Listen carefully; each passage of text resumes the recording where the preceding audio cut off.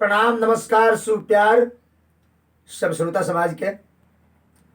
आज एक बार लगभग 2 महीने से ज़्यादा हो गई, फिर से एक बार हम अपना चैनल से जुड़े तनी एगो सरस्वती वंदना लेके।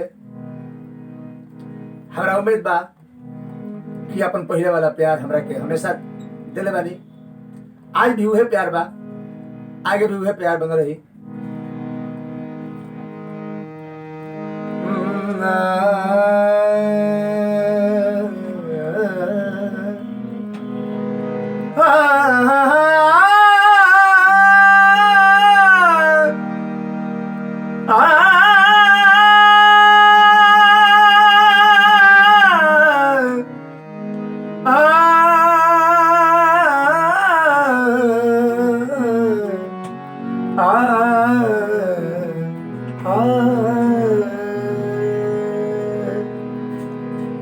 या कुंदेंदु तुषार हार धवला,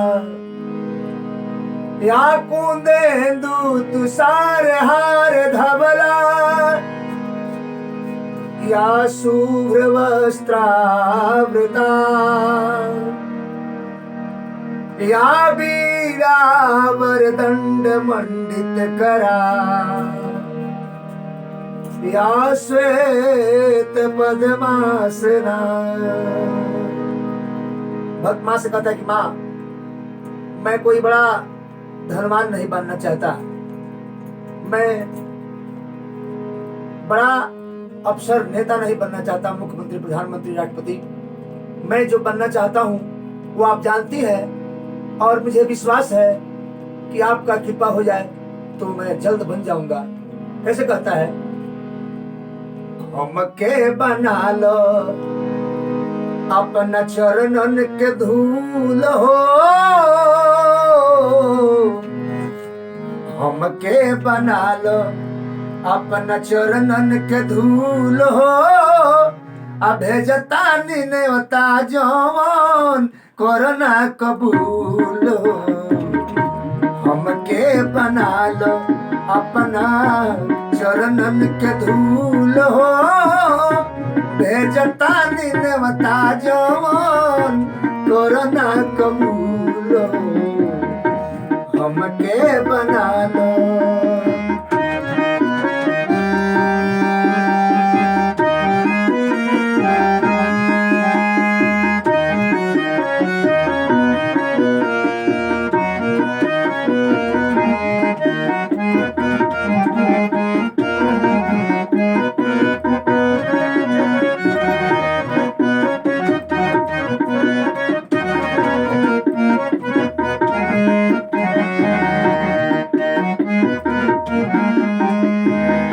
और कहता है,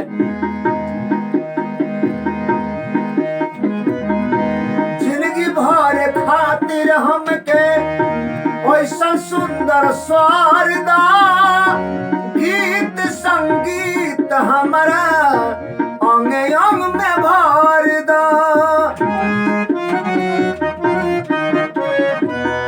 जिंदगी भर खातिर हमके ऐसा सुंदर स्वारदा, गीत संगीत हमारा अंग अंग में भर दा।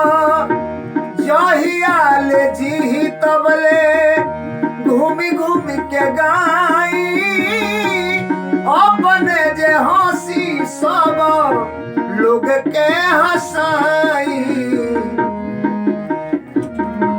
माफ करी हो भइल होखे,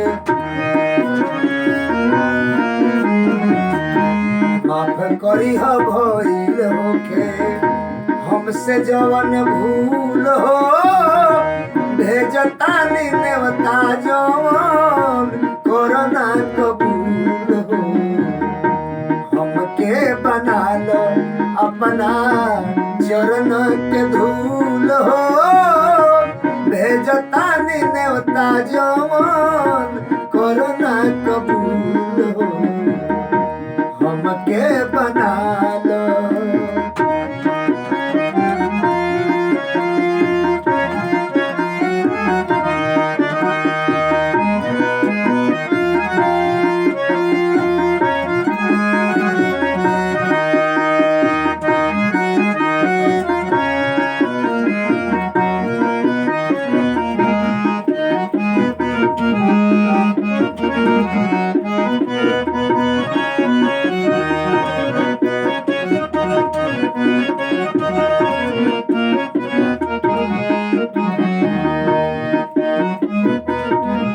शांति मंत्र। द्वार दया के, माँ मैंने सुना है, द्वार दया के जब तू खोले, पंचम सुर में गूंगा बोले। द्वार दया के जब तू खोले, पंचम सुर में गूंगा बोले।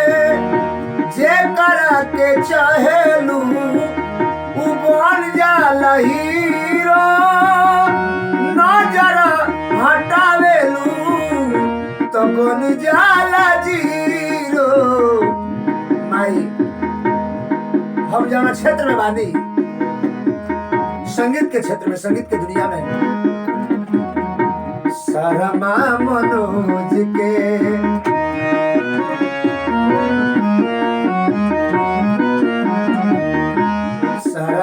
मनोज के बना दो पावरफुल हो, भेजता ने होता जमन करना कबूल हो। हमके बना लो अपना चरणन के धूल हो, भेजता ने होता जमन करना कबूल हो। हमके बना लो, हमके बना लो, हमके बना